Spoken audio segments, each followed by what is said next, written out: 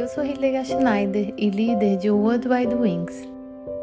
E aí vem o episódio 113 em O Despertar da Noiva, com o tema Em um relacionamento com Yeshua, aquele que sofreu. O episódio de hoje é a continuação da nossa série que vocês encontram nos episódios 104, 107, 109 e 111, nos quais falo sobre os níveis de relacionamento com Yeshua.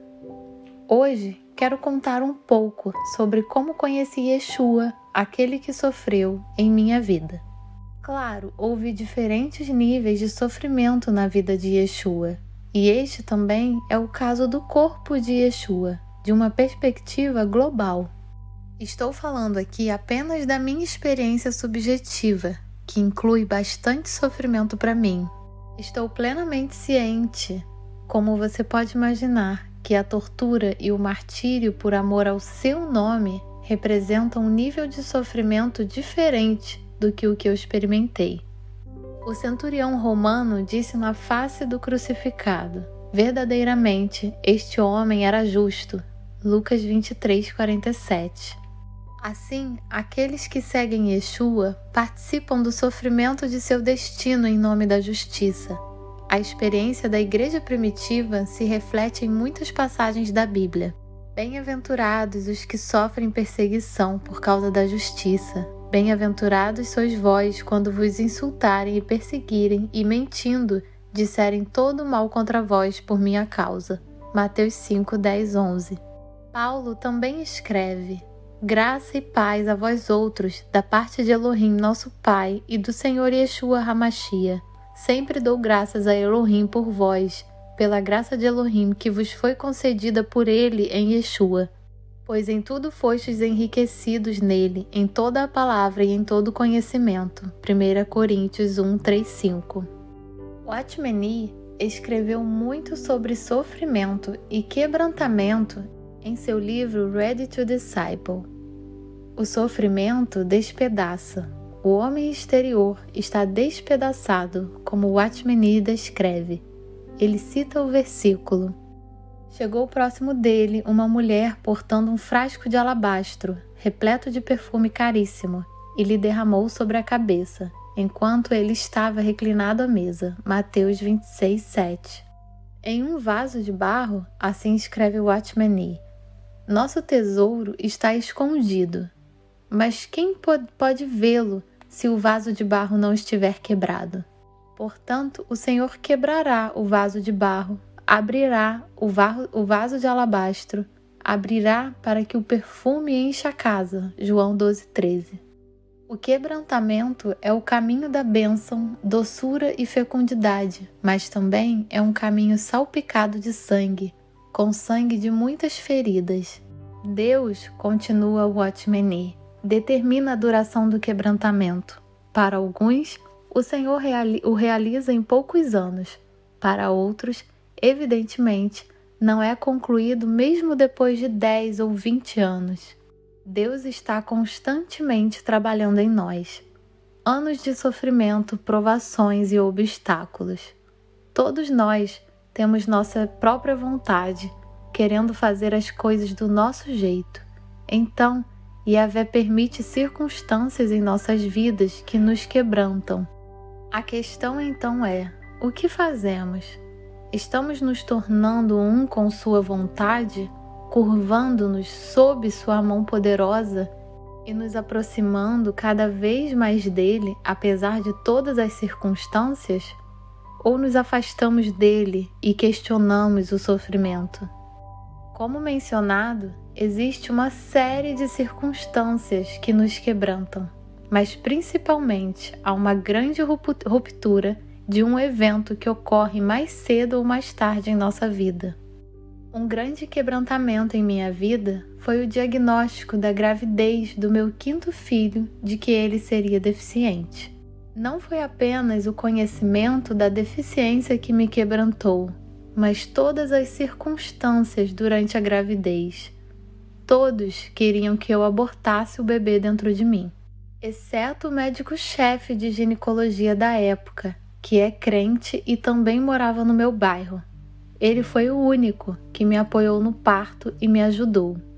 Eu liguei para outros crentes e pedi que me dissessem em voz alta ao telefone que abortar, ou seja, matar, é pecado. Quando reflito sobre isso hoje, parece quase inacreditável, porque está escrito nos mandamentos de Elohim. Não quero dar mais detalhes sobre a batalha infernal que foi desencadeada neste tempo, mas sim sobre os momentos e experiências mais preciosos com Yeshua que tive durante este tempo. Como já mencionei em outros episódios, o diagnóstico me levou a buscar e ficar diante de Elohim como nunca antes, e finalmente as raízes hebraicas. E foi neste quebrantamento que encontrei um profundo amor por Yeshua. Agora eu não só sabia na minha cabeça como eu sentia, como é quando você quer fazer o bem, no meu caso, trazer uma vida ao mundo, e é perseguido por isso. Yeshua me chamou para sua comunhão através do sofrimento, o que eu vivi como um grande privilégio na época. Com isso, eu lembro de nomes como Richard Wurmbrand ou Watchman Nee. Watchman Nee trabalhou como evangelista e pastor na China. Em 1952, foi preso pelos maoístas. Conhecido por seus sermões bem fundamentados, ele morreu após 20 anos de prisão, fiel à sua fé. E ela definitivamente diz: pensa bem sobre o que estou afirmando, pois o Senhor te fará compreender tudo. Recorda-te de Yeshua HaMashiach, ressurreto dentre os mortos, descendente de Davi, segundo o meu evangelho, pelo qual sofro a ponto de ser preso como criminoso. Mas a palavra de Elohim não está algemada. Por este motivo, suporto todas as aflições por amor dos eleitos, para que também eles alcancem a salvação que está em Yeshua HaMashiach com glória eterna. 2 Timóteo 2, 7 e 10. Mais uma vez, eu não quero me colocar no mesmo nível que eles. A série Em um Relacionamento com Yeshua é apenas sobre a minha experiência subjetiva de conhecer um pouco de Yeshua como aquele que sofreu. Bem-aventurados os que sofrem perseguição por causa da justiça, porque deles é o reino dos céus. Bem-aventurados sois vós quando vos insultarem e perseguirem e mentindo disserem todo mal contra vós por minha causa. Exultai e alegrai-vos sobremaneira, pois é esplêndida a vossa recompensa nos céus. Porque assim perseguiram os profetas que viveram antes de vós. Mateus 5, 10, 12. Eu estava tão perto dele como nunca estive. De repente, entendi profundamente que ele tinha sido a pessoa mais incompreendida. E eu devo isso somente à sua graça, que foi derramada sobre mim, que eu consegui passar pelo período da gravidez e também pelos anos seguintes. Aliás, os profissionais nos disseram na época que éramos a única família da região que quis ter o filho mesmo sabendo que ele nasceria deficiente. Todas as outras famílias que tiveram filhos com o diagnóstico de síndrome de Down souberam somente no nascimento que a criança era deficiente. Isso significa que os bebês das famílias que descobriram antes, assim como eu, que o filho nasceria com essa condição, foram abortados. Yeshua me deu um presente especial durante esse tempo.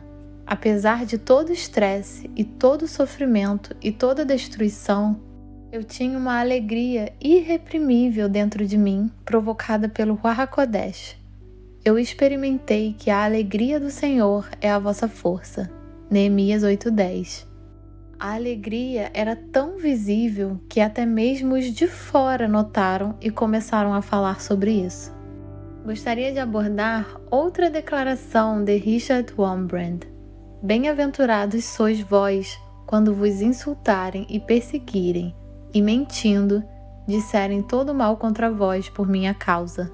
Exultai e alegrai-vos sobremaneira, pois é esplêndida a vossa recompensa nos céus, porque assim perseguiram os profetas que viveram antes de vós. Mateus 5, 11 e 12.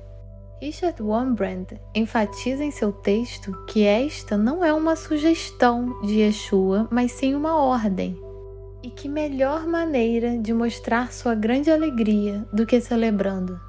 Então Richard celebrou em sua cela solitária, sozinho diante de Yahvé. Para ele, era uma questão de disciplina espiritual. E todas essas experiências são sobrenaturais, criadas de cima, a alegria, o poder de celebrar. E para encerrar, eu gostaria de acrescentar que sei que meu filho Luca prestou um grande serviço em minha vida por causa de sua deficiência e que Yahvé o recompensará e ele receberá uma recompensa por isso. A propósito, foi Luca quem tomou a decisão em querer ser batizado e quis na piscina, mesmo sendo inverno e nevando lá fora. Sejam todos ricamente abençoados.